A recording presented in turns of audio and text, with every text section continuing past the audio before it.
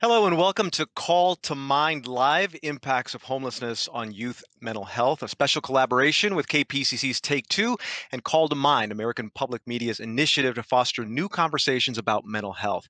I'm Martínez, host of Take. Thank you so much for choosing to spend your time with us this evening. Now, we're going to spend the next hour talking with young women who were homeless as teenagers and how they've moved forward despite still dealing with the emotional ramifications of that experience. Plus, we're also going to speak with other experts from local agencies about the help that is available to LA's homeless youth and what services work and which ones need more attention. Our event is supported by the PBS NewsHour Student Reporting Labs and part of the Wellbeings Youth Mental Health Project and its Wellbeings Tour. Wellbeings is a national mental health initiative led by public media organization WETA in Washington, D.C. About 5,000 young people are currently experiencing homelessness in Los Angeles County. Now, the reasons vary from abuse or conflict in the home to housing and also economic insecurity experienced by entire families. Now, after more than a year of a global pandemic, many advocates worry that those numbers could climb. Already, many of these youth carry trauma from their childhoods into their homeless experience, and that instability of being on the street and unhoused only compounds the fear, the stress, and the anxiety that many feel. All right, so what happens when you move around a lot and can't form stable relationships? Also, lack a permanent place to stay or any kind of consistency. How can young people push through that with the right treatment? And what support is needed from the city to the county to the state to help them get there? Now, as a warning, some of what you're about to hear could be upsetting and triggering for some people. So before we dive into these discussions, let's learn a bit more about Call to Mind and the Wellbeings Tour. WETA, with a coalition of partners, welcomes you to the Wellbeings Youth Mental Health Project. Hi, I'm Bill Pullman, and I'm honored to be with you as we launch this national campaign from public media. Wellbeings is a groundbreaking project at a very important point in time. Mental illness disproportionately affects our young people and the most disadvantaged populations among us. The growing mental health movement has set the stage for dramatic change, to raise awareness, to reduce stigma, to focus on prevention and early intervention, and the promise of more research for new treatments. Together, we can bring mental illness and discrimination out of the shadows, and it's not a day too soon. So thank you for being here today.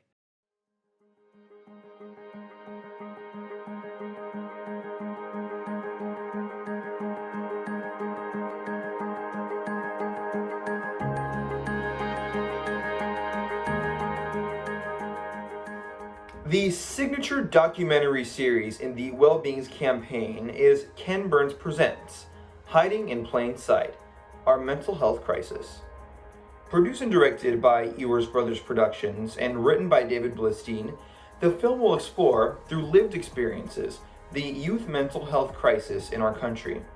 Currently in production, this 4-hour documentary film is slated to air on PBS stations in spring 2022.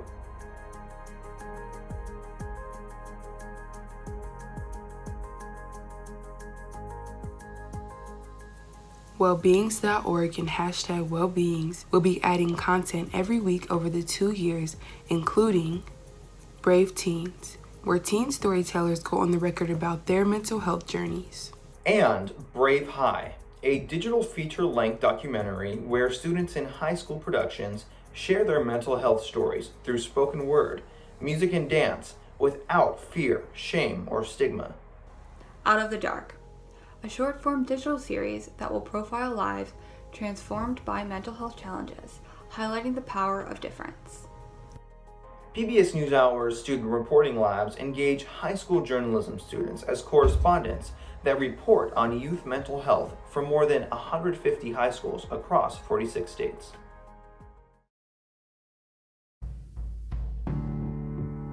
Mental health affects all of us. We all experience various levels of mental health and well-being through our lifetime. According to the CDC, half of us will experience a mental illness at some point in our lives. Call to Mind's goal is to bring this topic out into the open, to get people talking, to increase understanding, and using all of our media platforms, news, shows, live events, podcasts. We are engaging the American public in a conversation about mental health.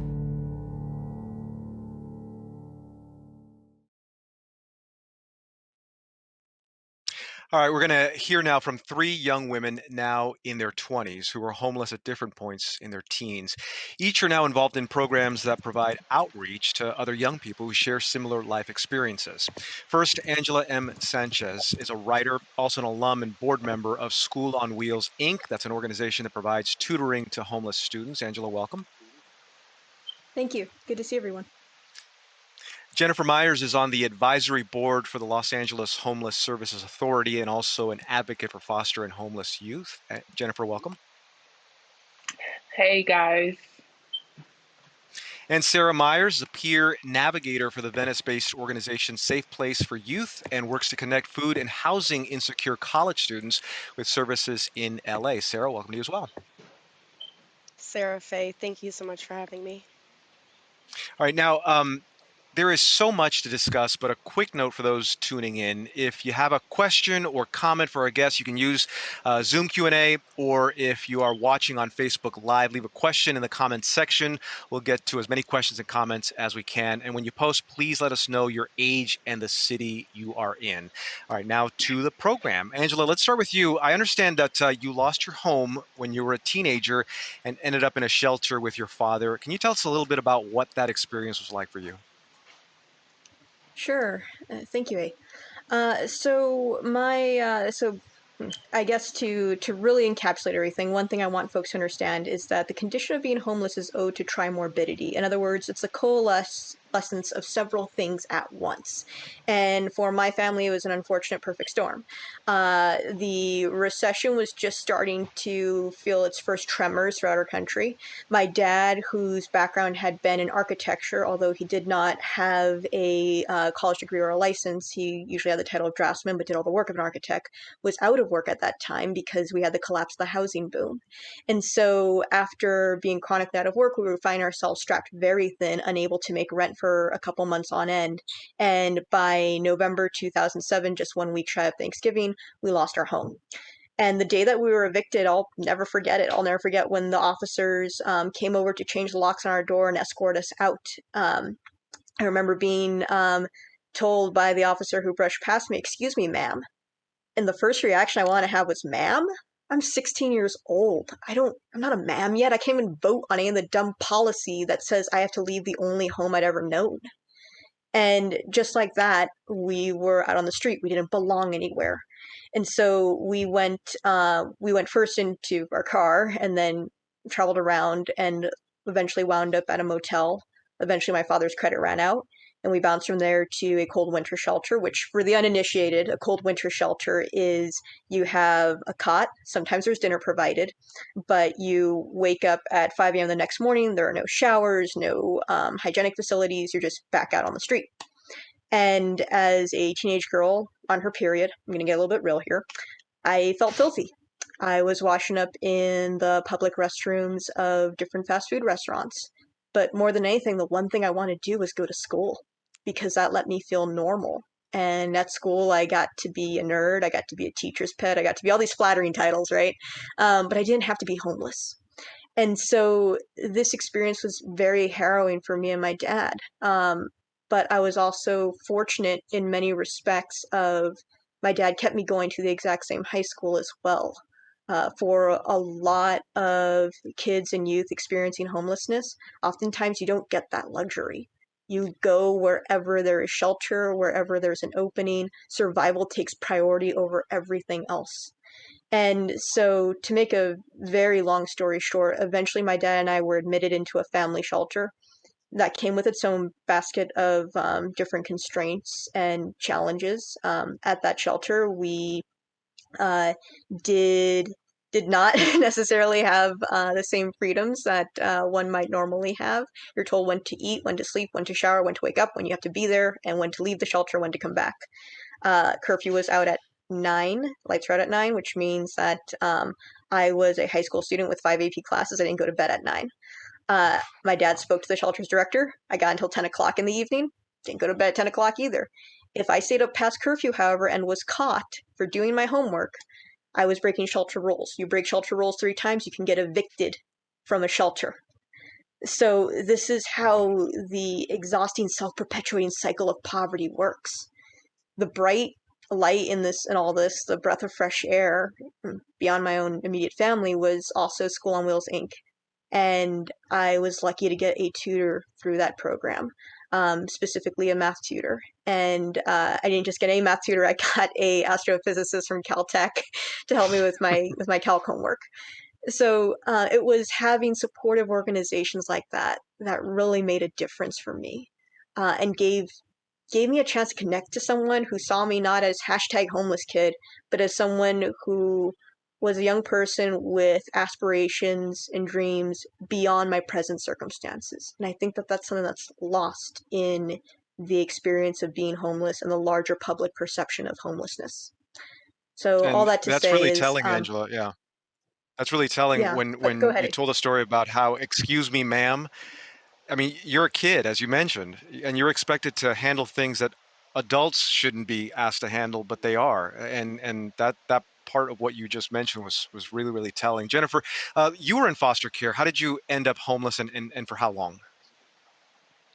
Um, well, whew, I mean, being in foster care for one is a strain on the mental within itself because you have so many emotions of why you're in foster care. You don't understand what you did wrong to be in foster care. And that was my predicament. Like, I lived with my family ever since I was a baby. I did bounce around my family members until I ended up with my aunt. And I stayed with her, and I eventually she turned to drugs, and she stopped being able to really care for me thoroughly, and I end up having to get taken away at the age of 10. At this time, I'm a preteen already. Like, I'm already like so used to something, already a certain environment, being with family. So switching to complete strangers and having to worry about people liking me and actually wanting me in their home was tough because I'm like this this tall dark girl, like, coming into the system, and I'm always been placed with ethnicities that are not of my same race, and I've always had to try to fit in. So I started running away from placement at the age of 10, and let me tell you, it was not the thing to do. Like, I was wanting to be fast. I was confused. I was feeling abandoned. I was feeling all type of things. So being on the streets from about the age of 10 to, I want to say, 15, I was doing all different types of things. I had to survive, and I was a victim of human trafficking. And when I say I felt like I had no resources, like, literally, I'm a minor trying to escape the fast life, having to worry about running away from this person and then seeing them later on again. And then they're trying to hit me with their car because of the Wow. rules of the game. And it's Jennifer, let me ask hard. you something Like, really quick. Let me ask you, if you had been placed in a black foster home, how much of a difference would that have made? Would you have stayed in the home, you think, and not maybe run away and had to deal with homelessness from time to time? absolutely not. No, because throughout my whole entire life of being in foster care, I've been in 142 foster homes and group homes. and they were all of diverse backgrounds and everything. I think at a certain point, I stopped caring of wanting to be placed. I did start taking advantage of every time I did get out of placement, or I mean out of jail, and they placed me in placement, because there was a period of time that I stopped being under DCFS. I started to be under probation. So once I started going to jail so much, they're like, okay, you're starting to stay in here longer. It went from 1 month to 6 months. Now it's taking a year for them to find a placement for me now, because I'm a chronic AWOLer. And no one wants to accept no one that's going to just come in their home and, they, And make DCFS, everything available for you. Jennifer, DCFS, what is that? Department of Children's and Family Services. Okay. Okay. Yeah, and Wow. under them, they're able to place you in a foster home or a group home way easier than probation. So once you stop being under DCFS care and you become probation, it's like you're a ward of the state, which you still are under DCFS, but it's like you're under the juvenile state now. And now everything is in their hands, so they get to choose what placement you go to and how long you have to stay in jail. And I never want to go. I'm glad I'm older now, like, and don't have to experience juvenile Yeah. hall, because it's the worst. Like, really, I Yeah. thought being in adult jail is crazy, but a Yeah. juvenile hall is even way more crazier than that. But I was homeless, like, on and off due to my lack of feeling in place. Like, I felt like I Yeah. didn't fit in. I felt like this wasn't an environment for me. So I wanted to be on the street. And I took every blow that was given to me while I was on the street, whether it was from family, people that I met on the street, guys, females, everything. So Yeah. it was just like, I didn't really On that, have any support. let me bring in Sarah Faye in here a second. Just hearing the two stories before you, Sarah, how does all this wear on someone mentally? How did it wear on you mentally?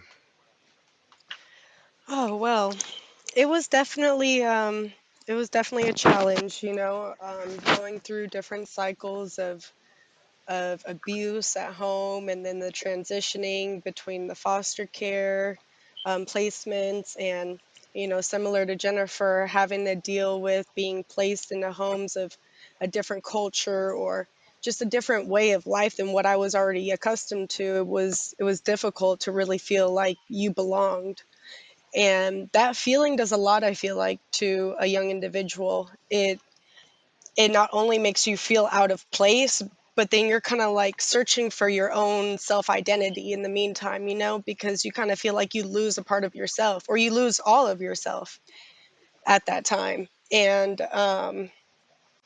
it's difficult. It is difficult. And not having that support system, or not having those resources available, or that they may be available but not knowing about them, it just makes that challenge a little bit harder. I was able to really benefit, at least at a certain point, from the therapy and counseling services that I had available and that I was mandated to go to. Well, actually, I'll take that back. I think I started to take advantage of them when I wasn't so mandated to go to them, because Hmm. when I was like, I hate this. This is the worst thing. This is not doing me any good.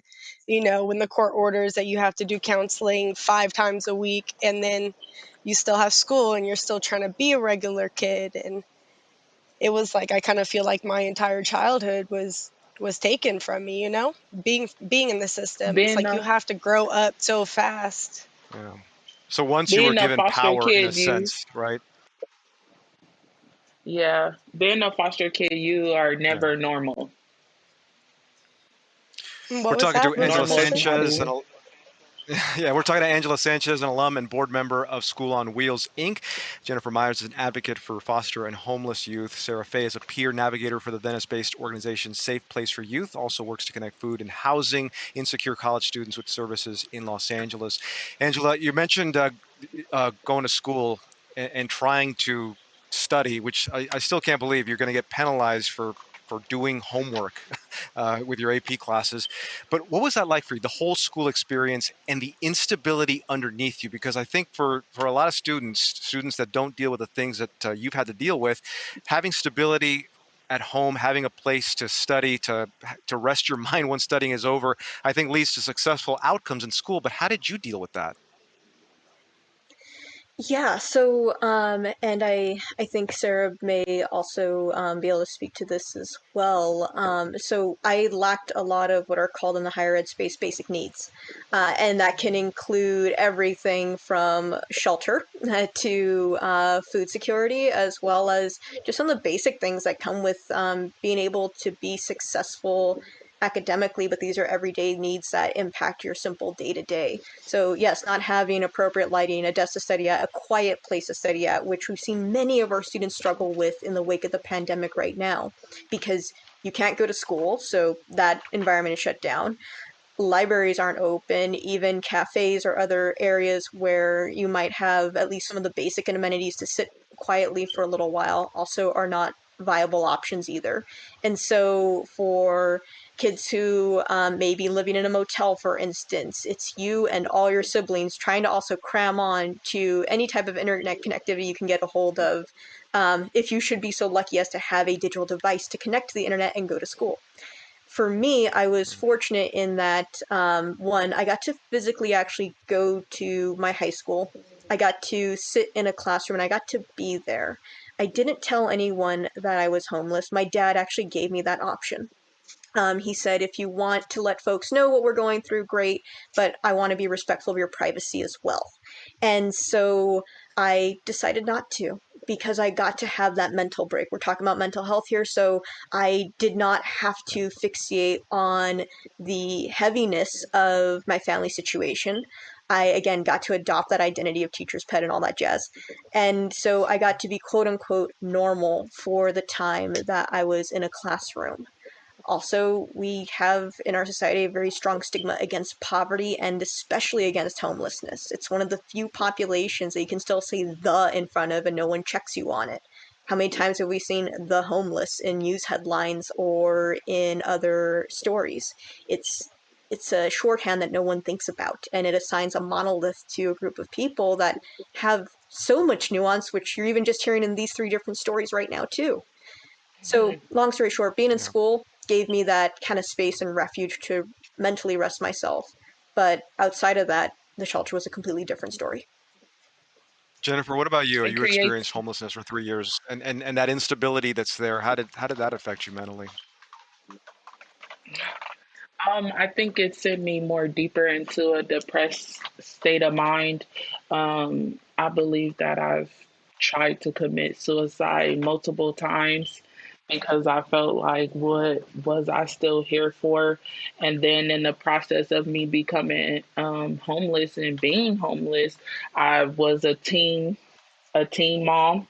I became pregnant and my baby was born with health problems. My mom died while I was pregnant, my birth mom, and it was a lot, you know. So I think that it really just sent me on a spiral. I felt like nobody cared or even wanted to know what was going on with Jennifer. So I think that once as I got older, like once I turned 18, I did start going to college and stuff like that, and I created a support base through school, like with my counselors, my teachers, my peers. Um, I don't know. I guess that there was just something inside of me that's just is not allowing me to fail and or Yeah. give up on anything that I have deep in my soul that I just want to bring out to the world, you know. So I think that occasionally Yeah. I do still deal with depression and stuff. Um, Even though I'm not homeless, I still deal with real life issues, and I still go through things that still causes me to um, be in the state of mind that I am in. But I don't let it, Yeah. take control of me. Sarah, you also went through a period similar to the stories that we're hearing. You got to college as well. What tools did you use to get to that point? Tell us your experience leading up to that point, and what were the tools that helped you get there? So, for me, one of the really big initial tools that got me into college was while I was in high school. All throughout high school, I did take, I was in a class called AVID. So, AVID stands for Advanced Via Individual Determination. And this class is meant to gear high school students into college. It helps go through like expectations, applications, basically prepares you to be a good college student and prepares you to go to college. Now, when I had graduated from high school in 2012, I considered going straight into college, but at that time there was a lot going on in my life. We had just lost our housing and um, had nowhere to go. So at that point, I just kind of decided to take a break from school for a little bit.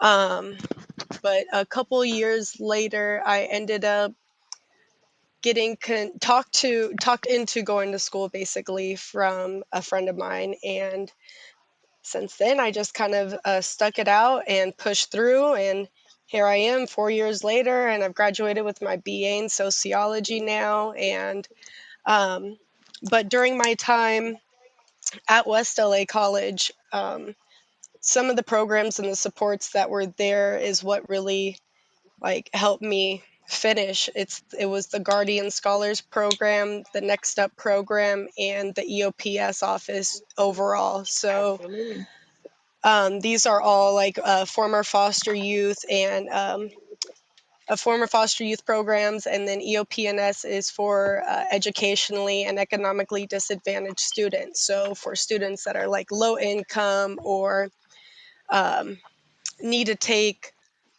like, let's say for example, like math classes that would not be at the college level. So I had a lot of those to take because math is not my subject either. um, I was eligible for the program, and I remember the first day stepping in that office, just all of the support that was there by the program assistants and the program director of Guardian Scholars was just so amazing, and she helped connect me to all of the resources that I needed for mental health, for Yeah. uh, connected me to the to Safe Place for Youth, which now I work for. She helped let me advocate on behalf of community college students experiencing homelessness down at LASA, at the Los Angeles Homeless Services Authority board meetings. So I would go down there and advocate. So just all the opportunity that I had provided to me from West LA College is really what kept me hanging on there. And Sarah, I could tell by the tone of your voice when you were talking about that right there and the way your face looked is that when you were getting these tools, it's almost like you remember them as you had a sense of hope. Like hope was finally there for you to be able to help you get through this. Angela, you mentioned you kept your situation quiet at school. Was there any counseling or therapy available to you that at the time that might have helped you, move forward through this? No. I think that's a short Oh, answer, wow. unfortunately. Um, but I will also say, though, one of the other underlying reasons that both my dad and I decided to keep quiet about it was because one of the biggest concerns was if we told someone I was going to school outside of a district from where I lived, our shelter was in Pasadena. And so there became a concern, well, if I'm going to high school in Glendale, won't I have to transfer over then to Pasadena Unified? What happens to all of my coursework, my friends, the tiny sliver of stability that I still had? It would all get flushed down the drain. What we didn't know, of course, were about policies like the McKinney-Vento Act, which says that if a child loses their home in District A and winds up in District B, the child then may continue, or the student may continue their work in the district of origin. And of course, these are things I didn't know. I didn't know that every district is also supposed to have a liaison for their students who are experiencing homelessness. Unfortunately, that liaison is usually a title that's assigned to someone underneath other duties as assigned. So I'm sure we can get to this later in the conversation, but there's a dearth of resources, and on top of that, a total lack of communication, and I would say a lot of it is owed to the stigma of homelessness. When I heard my teachers making jokes about people experiencing homelessness, I'm not going to ask them if they know where I can get some resources. I'm not going to be inclined to do any self-help or self-advocacy because I'm not in an environment that is friendly to that. I'm in a space, and in our larger society, we're in a space where we don't talk about those things. Jokes about, wow, that's makes you angry, and it just makes you can't believe that someone would joke about that. Jennifer, you're an advocate for fostering homeless youth. This question comes from Graham DiGiuseppe in Los Angeles. How would you say this very strange last year has affected the physical and mental health of the population of kids that you aim to help? Baby, let me tell you, it affected them on all types of levels because of the simple fact that we can't provide thorough services as we could, that we could provide if it wasn't a quarantine. We're not able to reach more youth that are experiencing homelessness because of COVID and the fact that everything is shutting down. And the services that we do need are at capacity. And it's just too many requirements now. There are some youth that are against getting vaccinated or even taking the test. So some programs, like, they won't let youth into the program if they haven't been vaccinated or if they haven't taken the test. So that's like another stigma that we're trying to, get under wraps and get under control, because regardless of the pandemic, we've been dealing with youth homelessness and adult homelessness for years. Like, homelessness just been the biggest problem that we had in LA County. And we have so many resources that just doesn't get any recognition, and or no one knows about them. And there are really good resources that can actually help youth in homelessness. So I think that a lot of youth are needing counseling, um, somewhere to shower, somewhere to just be able to get hygiene, you know um, all the places that do provide students, or parents, their basic needs, they're not accepting, students. So it's just our youth. So they're not, it's just, I can't even fathom Yeah. the feelings that everyone is, experiencing, honestly. Sarah, in your work, you help connect housing and food insecure college students, much like yourself, with resources. What's this past year been like for you and others in your situation?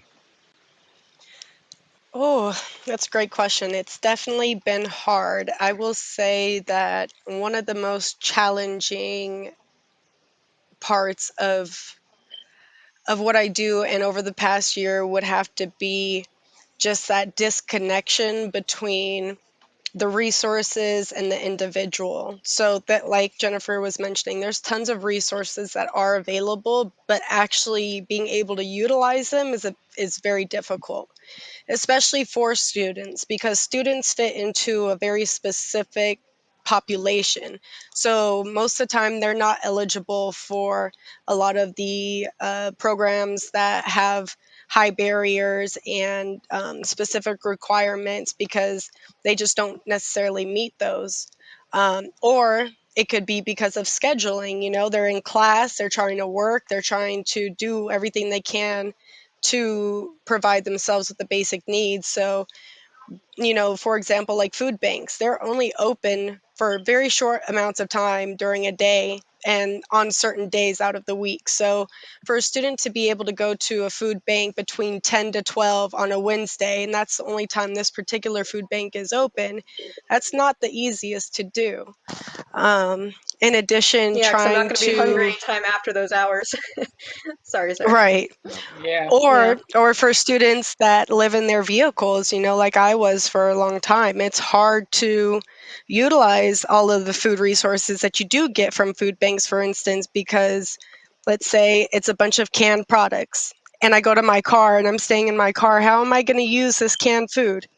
I'm supposed to just have like Exactly. a table just set up right there and like a can opener and like all of these things to be able to like actually eat it. It's not actually Yeah. feasible. And on top of that, with everything being virtual, you know, over this past year, it's been hard to really make that solid connection with other students that I've worked with just because of network connections or scheduling conflicts. And then it's just a number of things that have been a barrier to making that solid connection as if it were in person, you know, and having that set place and time where a student would be able to come meet with me to get all of the resources that they're in need of hasn't been provided just because of this pandemic. Angela, I want to get this question in for you, considering the story you told about your teachers joking about homelessness.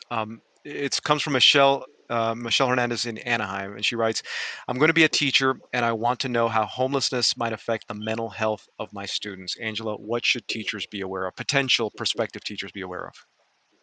Oh my goodness, so many things. Well, one, when you're homeless, this goes for all ages, you're underneath constant stress, right?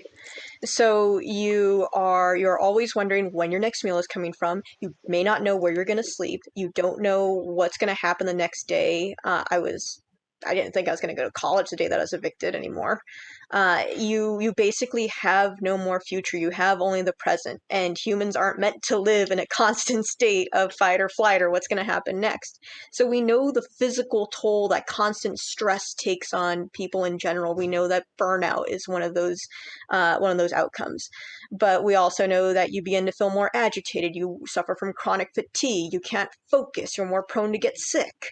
And so when you now transfer this to the state of a child, man, you're going to have students who, again, can't focus. It's going to be extra hard for them to pay attention in class because they're exhausted. And even if they got some kind of sleep last night, they probably don't feel the greatest. Their attitudes might, unfortunately, not be the greatest. There's going to be a lack of motivation because the only thing they want to do right now is just put their head on their desk. And they also are probably going to be hungry too, or maybe haven't had a nutritious meal in a while either, or they don't know where their next meal is going to come from. They've also experienced trauma. Again, homelessness is owed to trimorbidity, so a lot of different factors are at play. We don't know what different types of trauma our students have experienced. It can be a wide variety, but I would say one probably common point would be that if you've experienced eviction, either from your home or from a shelter or bouncing from one foster home to the next, you've lost a lot of those supports that just having stability provides. You've experienced some kind of loss, and chances are, as a kid experiencing homelessness, you've experienced this loss repeatedly and you don't know when it's going to happen again. You don't know how long you're going to get to stick around school or how long you'll have certain friends. You may not even be able to form stronger human connections because what's the point? It's going to get taken away from you anyways. So there's a lot that honestly goes into students and young kids experiencing homelessness for prospective teachers. The number one piece of advice I would say is please be empathetic and please ask. Like it's one of the I would say that that's one of the biggest barriers that no one asks you honestly, how are you doing? Most just assume that, oh, well, that's my problem, student, and they're having a bad day today, or Mhm. they're not going to get any better. It's honestly looking at it from a growth mindset, both at your student and also to help them see that too. One more Always question be for each of you in understanding. the In the short amount of time we got left in this part of the panel, really quick, I just want to get from each of you just a quick few seconds on what's in your immediate future. Jennifer, let's start with you. My immediate future, right now, I'm just trying to build a platform to where I could be the best advocate I can be for the youth and other adults that can't speak for themselves. Now, if I have to be a policy changer, a program creator, I will do that. If I have to build a shelter that provides every single basic need that, everyone needs, then I'll do that. Like, that's just where I'm at right now. And if I have to start with sharing my experiences and letting the world know that this is a real problem and that we can't change it if we don't come together and get more people to speak about their experiences, then it's just gonna always we're gonna keep perpetuating the same cycle.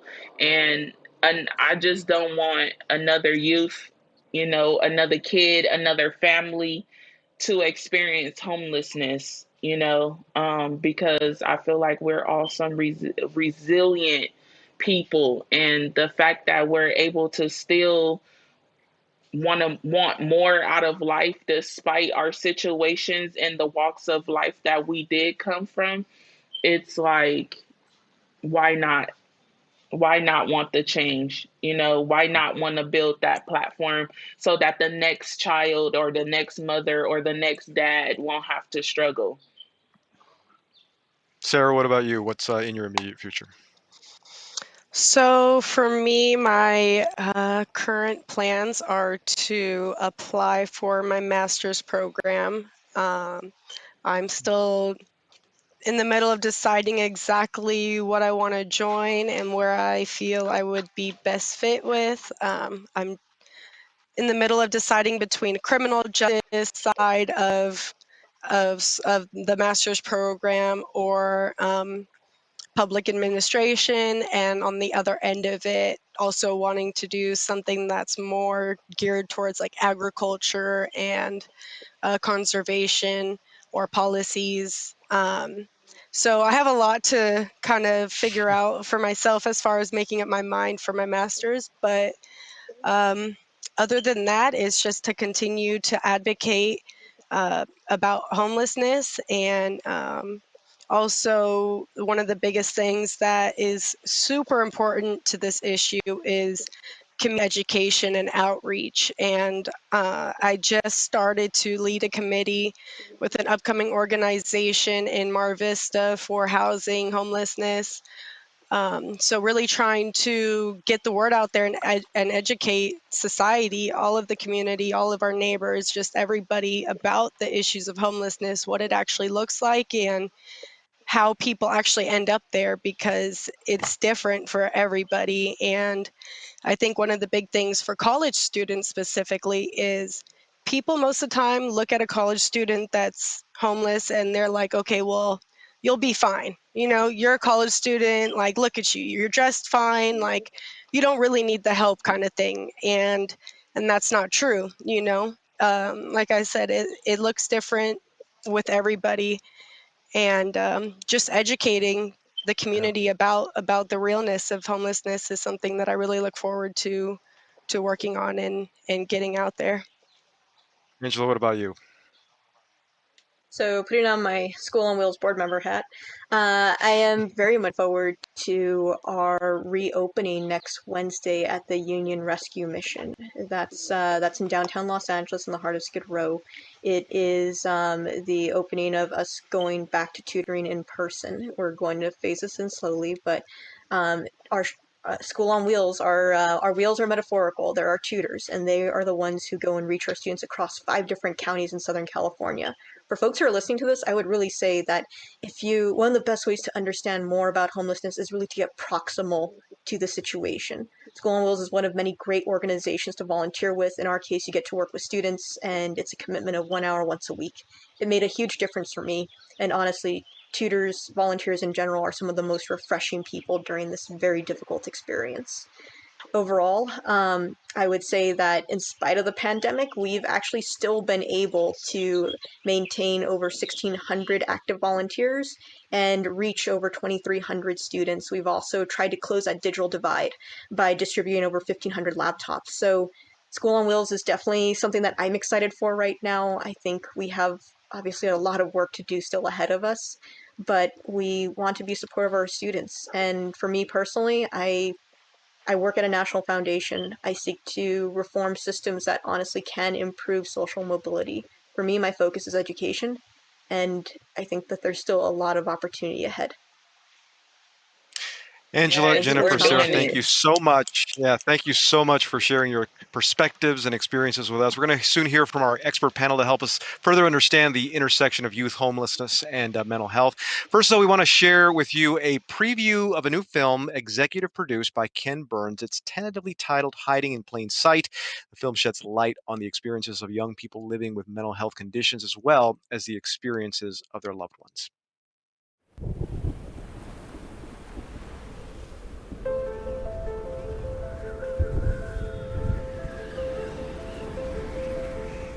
I think there's so many things you can say about mental illness. It comes out of nowhere, and then it just creeps into your body, and you don't know how to deal with it. It's a strange thing to look back on and think to myself, I really didn't care about anything at that point. Not caring if I wake up. It became a very frustrating thing whenever I'd look in the mirror and there's nothing wrong with me on the outside. There's absolutely nothing wrong to make sense of that pain. That moment that nothing else mattered to me, that I just threw myself in front of a moving car. I told my parents what would happen if I wasn't here. I still had a whole future that I had planned, it's like I was planning the suicide, but at the same time, I was making plans to go out to the movies with my friends the next week. It's hard to endure, but it's just, take it one day at a time. And that's kind of how I've been living my life. It affects my daily life all day, every day. When I finally did start to think oh, I'm probably an addict, I was like, no, you're just lying to yourself. I really want to live, and I'm trying to make the effort, and I want to have a good life.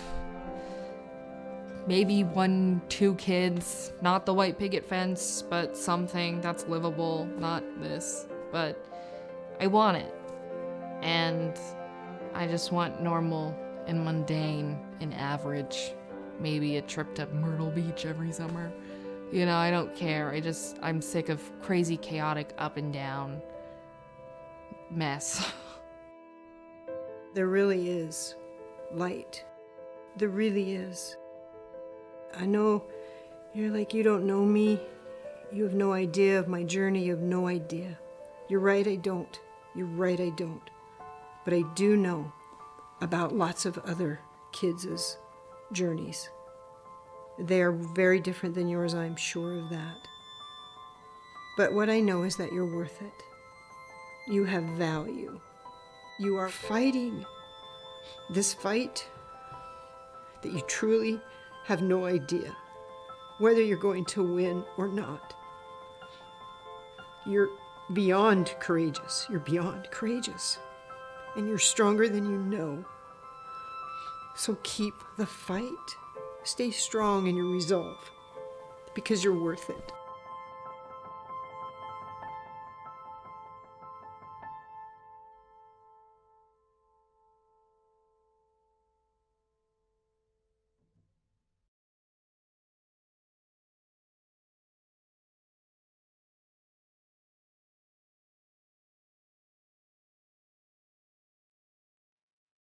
Thanks again for being with us for Call to Mind Live Impacts of Homelessness on Youth Mental Health.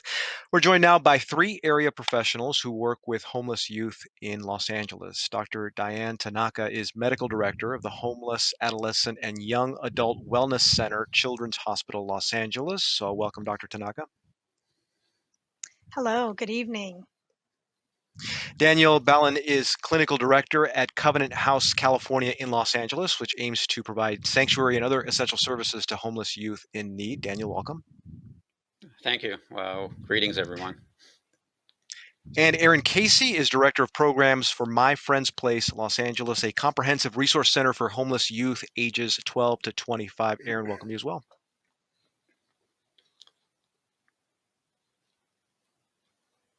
We got Erin?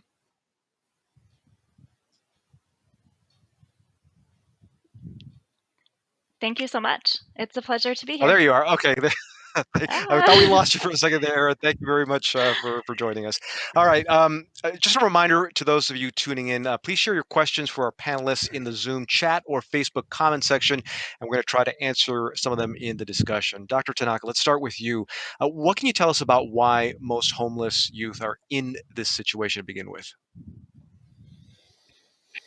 That's a complex question, I'll try and keep it concise. So, as we heard from the young people who spoke previous to our panel, there's a variety of reasons. I think there isn't a monolith. Angela used that word and it really summarized this perfectly. But I think, and I can speak to the Southern California experience, I think it is not that much difference nationally.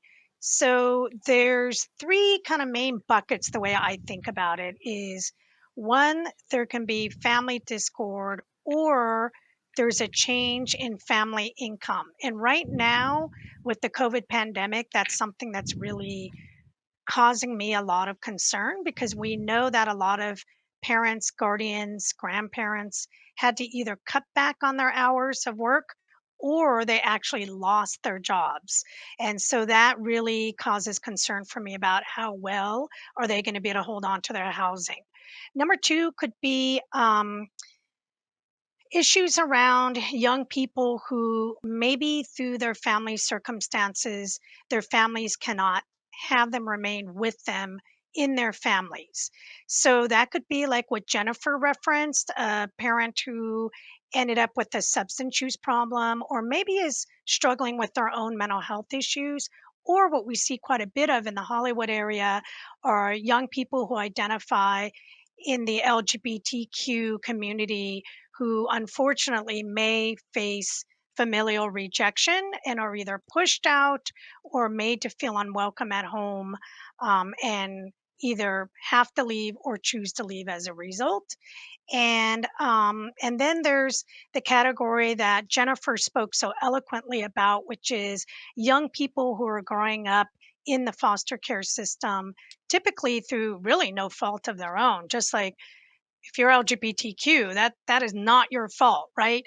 That's just who you are. That's your authentic self. And so the same thing if you are in a family in which you could not remain with your biological parents, family members, and you needed to go into the system and go through foster care, unfortunately, for a very long time, that has been kind of a pathway to youth homelessness for a very long time.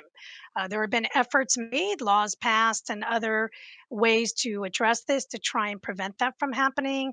But unfortunately, we still see a good number of young people who end up experiencing homelessness because they have grown up through the foster care system. And Doctor, really quick, is there a particular year, maybe going back 20 years, that you noticed this happening more and more, or maybe increasing that you remember? I would say in my career, where I really saw a change where the economic forces really played a larger role was with the housing crisis in 2008. When I was in training, and I'm a pediatrician by training, then I did specialty training in adolescent and young adult medicine. What I was really taught when I was being educated and learning to become a doctor was foster care youth. Um, and really around, maybe rejection due to whatever your identity might be, especially if you identify in the LGBTQ community. But after 2008 and that housing crisis, we really saw a change around young people who were experiencing homelessness and seeing a lot more young people who, due to economic forces, either needed to leave their home. Sometimes I meet young adults who are, I'm the oldest one in the family. I can make my own way. I'm going to try and get my own housing, maybe get a job is really primary on their minds. Maybe I'll even be able to send money back to the family because I've, younger brothers and sisters who are too young to leave the home, or people have lost their housing because of a change in income. And I had recently learned in the last year or two a fact, and LAHSA was brought up, the Los Angeles Housing Authority, and it was really interesting. They consider somebody who spends more than 50% of their income on housing to be precariously housed. And that blew me away because the reason why that is the case is if you have a reduction in pay, well, many millions of people had a reduction in pay during the pandemic because they either couldn't go to work or they had their hours significantly cut, or you need to change jobs because either you've lost a prior job or you see a new opportunity, but maybe you have to start off at a lower rung perhaps than you were at the job you had previously, and now you're not making as much money. Or this happened to a friend of mine. She didn't end up homeless, but because she had enough savings, and that was just because she had a really stable job, but she was living in a rent control apartment. The landlady who owned the apartment complex passed away, and then a new owner came in and immediately raised the rents. And she was like, I can't afford this, right? And so now she was scrambling to find new housing.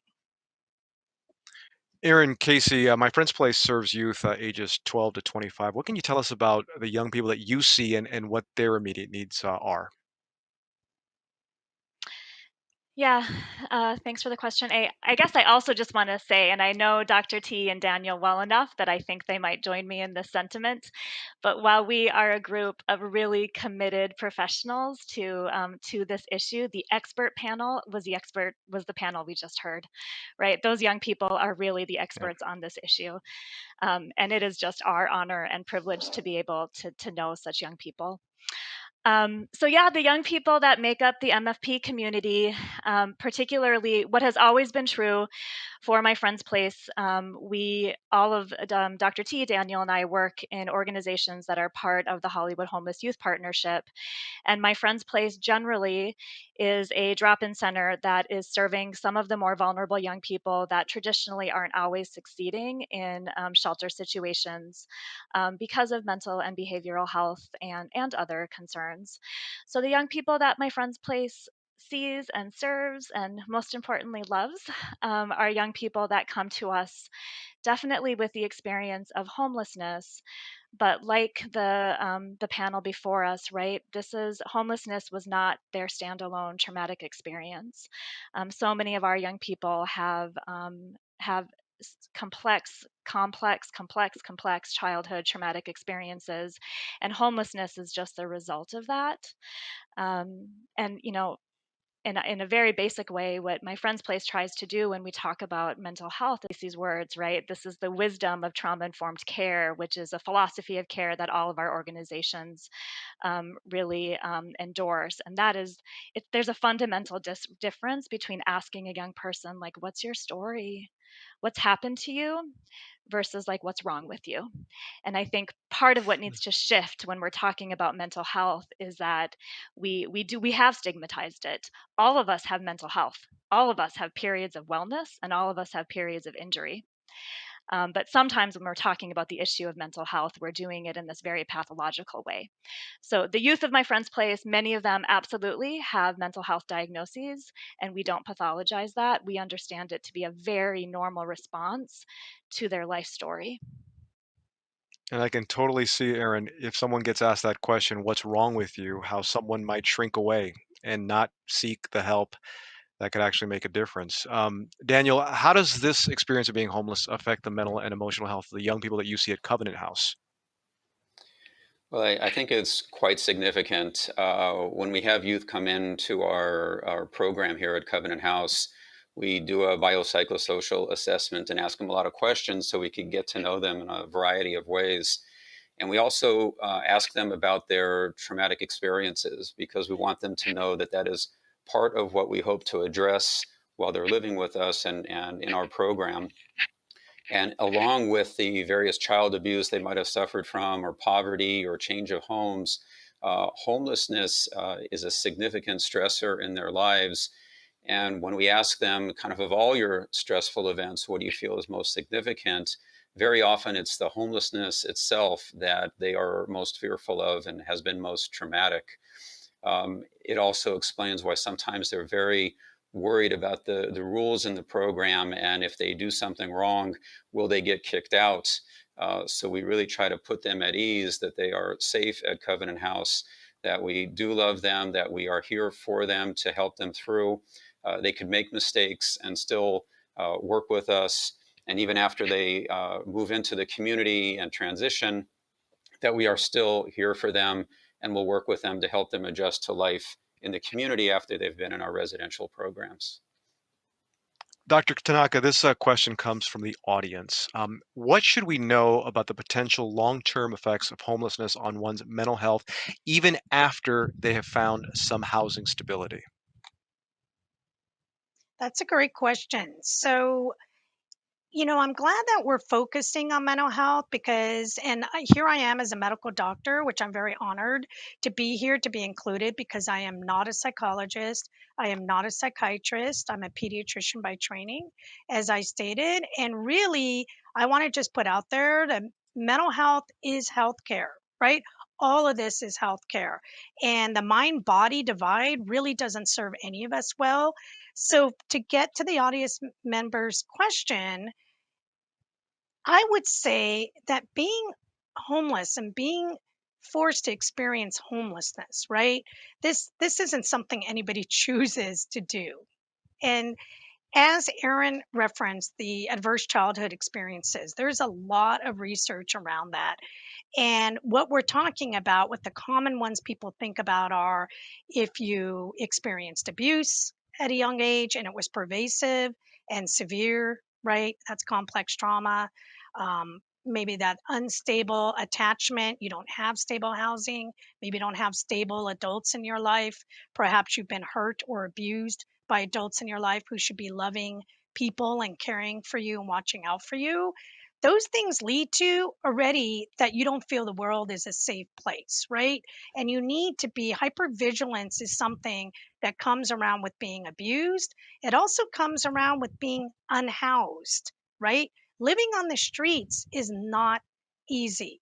You can, you have to look for threats from your environment all the time. That could be other humans, it could be police coming, it could be, unleashed animals. There's a lot of different things that are going on. Plus, you add in not being able to get consistent sleep.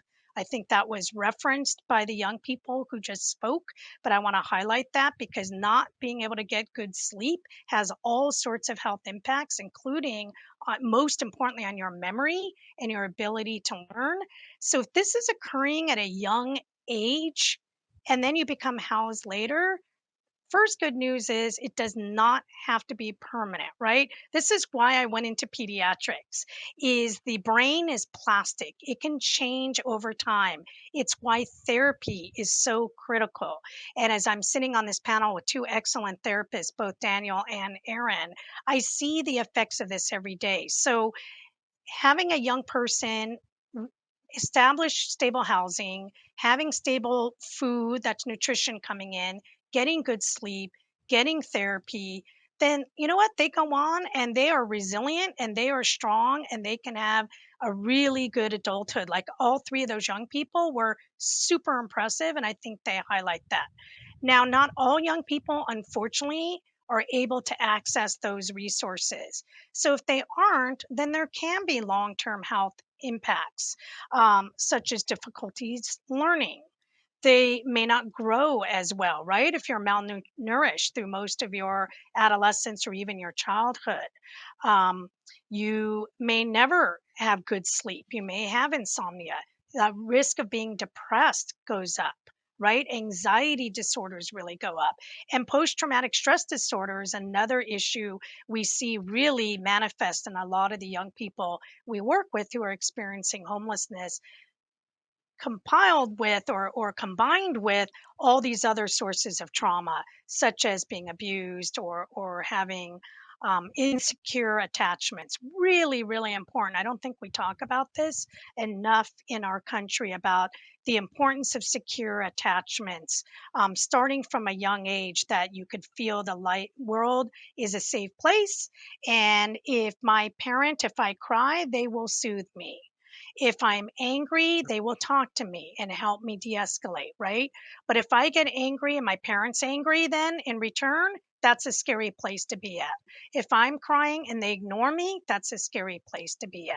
So, lots of health impacts that can result from this. And there's even been shown with if the more adverse experiences a young person has had starting earlier in childhood, in adulthood increases their risk of heart disease, like heart attacks, strokes, diabetes. It's really kind of mind boggling to think about the fact that something that was occurring to you from ages infancy through 10 years old, or maybe up until 14, could increase your risk of having a heart attack at 45. Yeah. Erin, this past year, I mean, my goodness, it's been a challenge for a lot of people, but in particular with the young people that you work with, what challenges has it presented? Have you seen, and how have you been able to help them? Yeah, I think all of us who are committed to serving the needs of homeless young people have experienced just so much challenge this year with COVID. I think the biggest one is most of our programs, and definitely at my friend's place, like we really, really believe that healing happens in community. And we didn't have access to community with the young people, just communing with each other and being and sharing. And so that was a huge challenge. And we saw, I think if you were someone who maybe hadn't touched for yourself a lot of that feeling of isolation or depression or just that lack of routine in your life, and you maybe didn't always understand some of the more common mental health symptoms, I would hope that this is a year in which we as a people got a little bit more empathetic to that experience of when our mental health is not operating at its finest. And so with the young people that we were serving, right? So part of what I just think is important to talk about when we're talking about mental wellness and trauma is that it is a privilege of our wellness, and to Dr. Tanaka's earlier point of our earliest childhood experiences, it's a privilege to be a person who knows how to connect with another human being. It is a privilege to be someone who feels safe and settled enough to get curious, to learn, right, to take on a new challenge. And even I think as our panelists talked about, the for our young people, the what we see time and time again, no matter kind of what their personal narrative is there's really this fundamental belief that they might not live to see age 25. And COVID definitely made that all the more true for young people. So many people have talked about this, but it's just important to hit on again. When you are experiencing homelessness and you are in constant survival mode, all of your psychic energy is just put towards living to see the next day.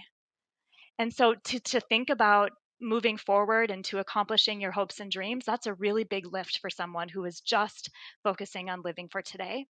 And COVID, I think just, I think it just put that exclamation point on it for young people. Like, is there really a tomorrow for me?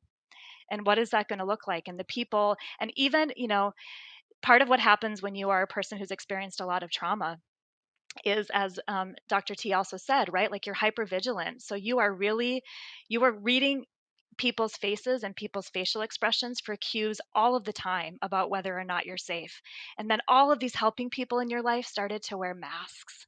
And you no longer had access to that really important facial cue of like, is this person safe?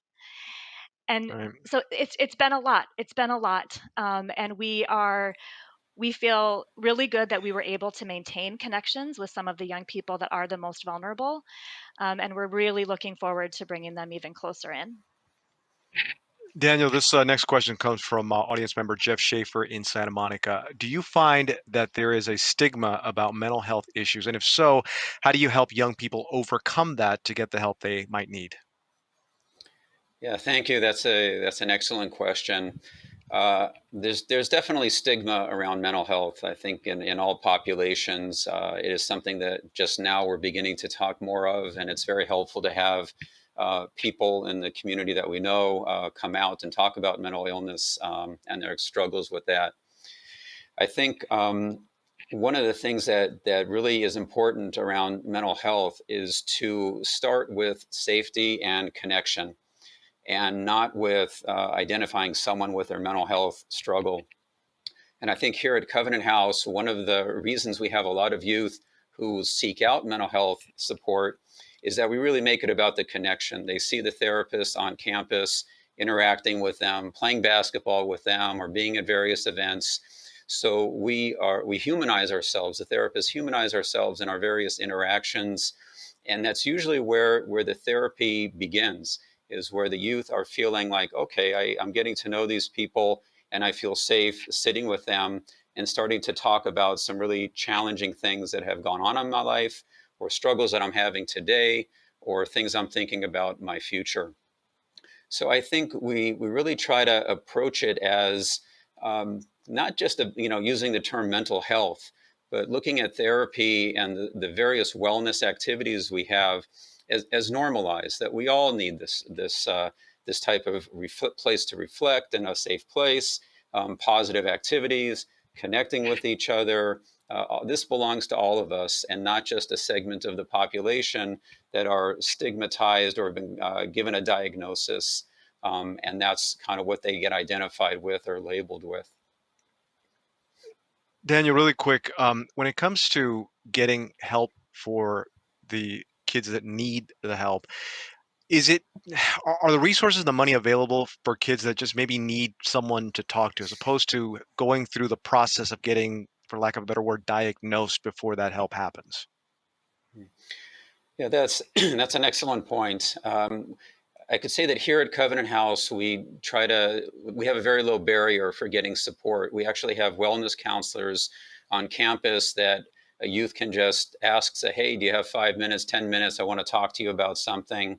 And they don't need to do any paperwork or sign anything. And so they have a mental health or drug counselor that they're able to talk to right then and there. We also have put a lot of time and effort into training all of our staff to be able to sit and talk with our youth and listen to them within their scope and support them, because sometimes the most important conversations are going to happen at 3 o'clock in the morning, or the important relationship is with the cook or the security guard. So we really look at mental health treatment as a milieu, as a whole environment and community here. That's not just about the therapeutic hour with the therapist. If that happens, that's also a real positive, and we encourage all of our youth to do it. But the therapy alone, without the whole community on board, will only take us so far.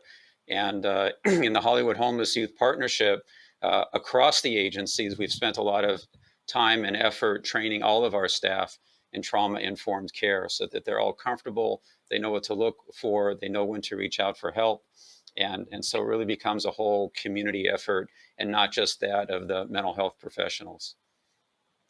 We only got a few minutes left, but I want to get one question in for each of you before we go. When it comes to what can be done better, Erin, let's talk about what would you like to see change in how homeless youth are cared for in this county?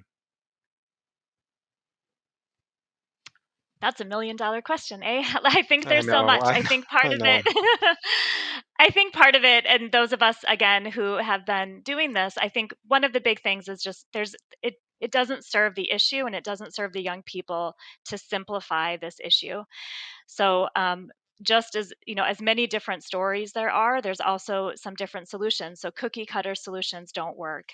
I would also say, you know, when we think about homelessness, we see housing as a component of one's wellness, right? One can't be well when their basic needs aren't met, and housing is a fundamental human right.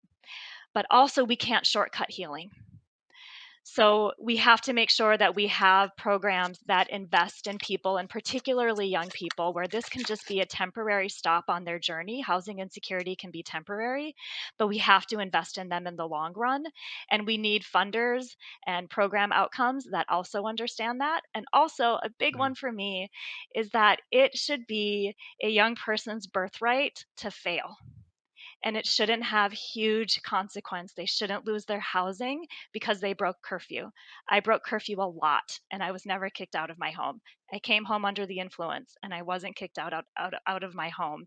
So part of this is really, if programs like ours need to be the replacement family system, then we need to act like family systems, which is caring for people even when they break curfew and when they do really age appropriate things. Dr. Tanaka, what's one thing that you'd like to see changed? Ooh, like Erin, this is a complex question, and I Yeah. would have a lot of answers. I'll stay in my lane as a physician and stay just looking at the roots of homelessness and what can lead to people becoming unhoused. And I'm going to be a little bit out there, but healthcare has to be affordable. Um, like housing is a fundamental human right, so is healthcare, and that includes adequate coverage for mental health care. Mental health care oftentimes is out of reach financially for many families, especially lower income families. And so I would like to see the system change where people would not have to go bankrupt because they're accessing healthcare, whether that's physical or mental health, and also would be able to access high quality, low barrier, affordable health care for anybody. Daniel, what about you? One thing that you'd like to see changed? Yeah, well, I definitely agree with my colleagues. And I think I would add that I think our mental health system has to stop looking at the people we work with and serve through the mental health lens. And what I mean by that is that sometimes in our systems, to bill for services, you have to meet medical necessity, have a diagnosis, prove that you are suffering enough to get the help.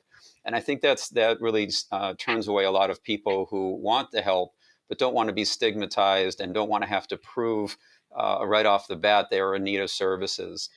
In my mind, if the mental health system could simply say those who are asking for help will receive it, regardless of the level of acuity or problems that they have, I think that would go a long way to minimizing or eliminating stigma and just make it open to anybody who wants the help will get the help. Daniel Ballin, Dr. Diane Tanaka, and Erin Casey, thank you so much for sharing your expertise with all of us. Thank you. And thanks to everyone online taking part of this event. This event, just to remind all of you, called Call to Mind, Live Impacts of Homelessness on Youth Mental Health. Thank you for everyone's participation. And this will air on Take Two on 89.3 KPCC next week. But thanks everyone for being a part of this.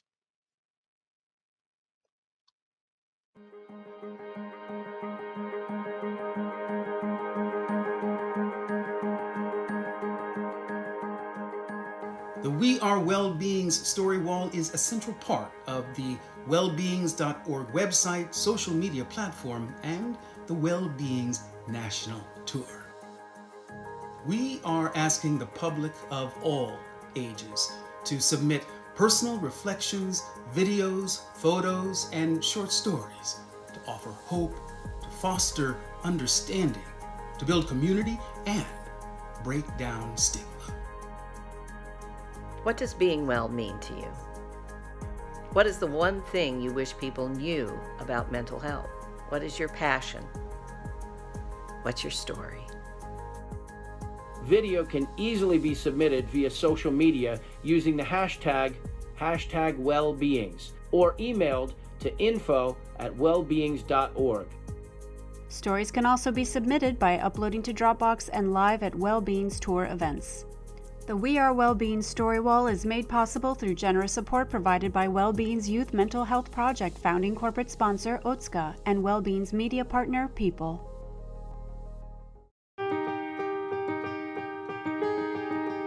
time to change the conversation about mental health. When you know something is wrong. When you feel alone. When you can't explain what hurts. When every day is a struggle. When you can't ask for help. When your friend or family member seems fine on the outside. But hurt on the inside. Sometimes I feel as though I'm the only one that feels. But I know that's not true. We can change. We can change. We can change. We can make a difference. There's power in our difference. We can support each other. We can fight stigma. We say it's okay. It's okay. It's okay to have a mental health condition. We all want to feel heard. To find hope. And to live in a world without stigma. Without discrimination. And we are a force to be reckoned with. I am not what happened to me. I am how I overcame it. Stand with us. And discrimination in mental health. You can see the person, not the condition. You can build understanding. You can play your part. The conversation changes with me. With me. With me. We are well-beings. We are all well-beings.